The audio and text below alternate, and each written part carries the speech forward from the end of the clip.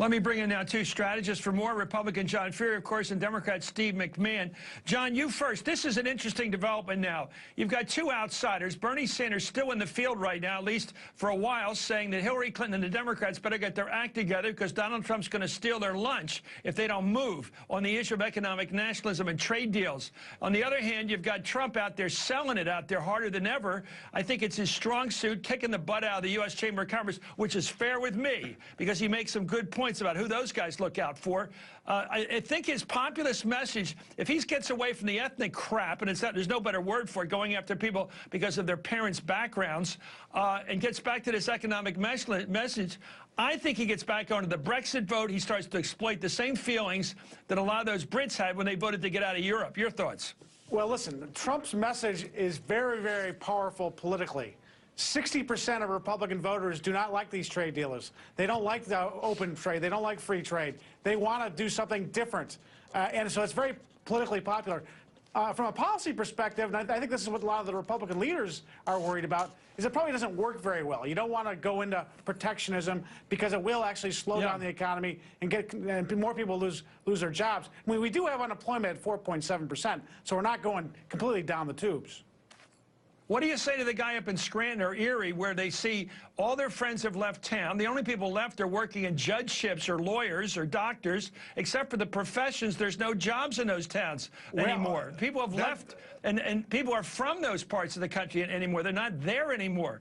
I mean, I wonder whether Trump is the only guy, and of course Bernie Sanders, let's be fair, Bernie Sanders talks to those people, but I don't think he quite gets the economic, or rather the nationalist piece of this, the idea of we Americans are not being looked out for. He's more of an international theorist or philosopher, socialist he calls himself, rather than a guy saying, you know, America's getting screwed around here. Our country's getting screwed around. I'm getting shoved around.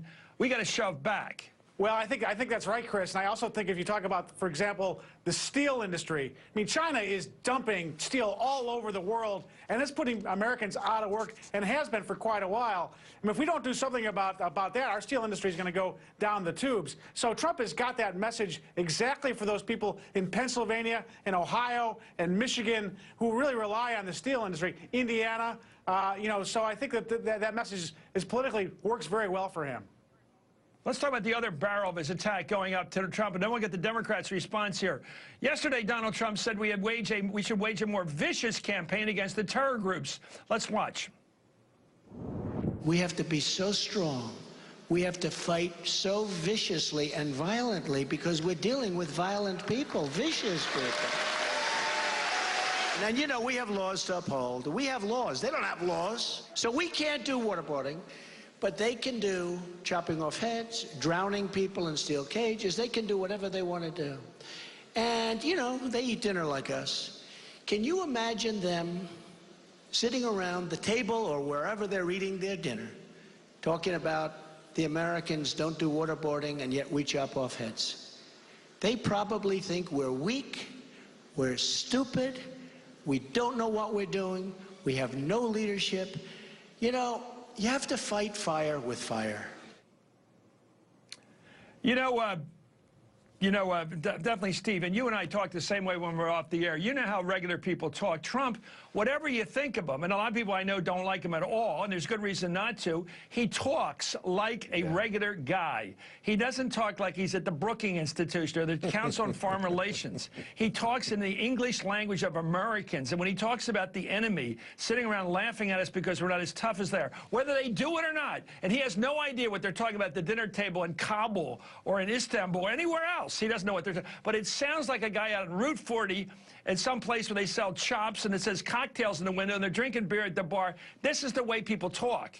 And he's talking like that. How's Hillary respond to that? How the Democrats catch up to that kind of American identity, angry at the world for causing us to be scared. People don't like being scared. You're absolutely right, Chris. And generally, this is a debate that occurs inside the Democratic Party, usually in primaries, where you have people like a long, long time ago when I worked for Dick Gephardt. You know, he was somebody who was who was raising his fist against the unfair trade deals, against the middle class and union jobs being run out of this country. And generally, that's a conversation that occurs inside the Democratic Party. Here you've got kind of a role reversal. Hillary Clinton is playing the role of a president. She's being reasoned, restrained, rational, all the things that you want a leader to be. Meanwhile, Donald Trump is giving voice to the emotions and the vengeance that so many people feel, and the frustration that many people feel on the terrorism side, that we seem to be not making very much progress, even though if you look at it rationally, it may be the case that we've taken out so many of their leaders that this is kind Have of we been all they've too got sophisticated? left. Well, But let me ask you, Steve, you're as smart as I am. Have we been too sophisticated saying, you know, we learned in grad school that trade was good. Right. You know, that we should buy cheap stuff from countries that can make it cheaper because the people work for less. But when you come down to it, what happens when our guys and women coming out of high school with you know, C students, regular people looking for jobs? There aren't any jobs. Right. The jobs are somewhere else because we were so sophisticated. We said, well, let the people make steel who make it cheaper. Well, then we don't have any more steel workers. Yeah, you know, we did that with shoes. We did it with textiles. We said, oh, we don't make shoes anymore. They make them in Britain. They make them in Italy. Okay, then we don't make textiles. They make them in the South. Now they make them in China or Indonesia. They make them somewhere else. We don't make anything anymore. Well, how do people get jobs making things then if we don't make them here? I mean, I think we may have gotten very sophisticated. Trump's saying, let's not get past 8th grade on this. Let's not go to grad school. Let's talk the way regular people went to high school talk. We've been very sophisticated. I'm thinking about this. We've been very fancy, but at the end of the day, America has a choice to make, because you know you can get shoes made for 65 cents an hour instead of paying someone in a union to do it in Maine or someplace where they used to make shoes. But the reason you did that before was because you valued a middle class, and you wanted to create a middle class where people who made shoes could buy 2 cars and a home and send their kids to college and maybe take a vacation in the summertime. We don't seem to have that or value that as much anymore, and so now the manufacturing jobs have left, the union jobs have left. The manufacturing jobs that are left now don't pay 28 or 30 or 40 bucks an hour like they used to, which could sustain a middle class. They pay $6, $8, $10 an hour. And that's a judgment that society has made or allowed to be made for it that Donald Trump is actually tapping into, I think, very effectively. Bernie Sanders did it. Chris, and you're going to... can I jump in real quick? Just to say, I agree with what Steve's saying. Through the last 20 years when I worked on the Hill, I saw this argument increasingly take hold amongst Republicans, especially amongst their constituents, who are tired, getting sick and tired of these trade deals and worried about it, and made it more and more difficult to vote. I would say this: Trump is making visceral arguments that really are gut arguments, whereas Hillary is making intellectual arguments that do very well in the ivory tower. The problem is, I agree. there's more this is people an intellectual time. This is not an, I think it's a time this where is we not can an think these intellectual through. time. This is a visceral time. We have and Trump is a tried visceral trade. leader.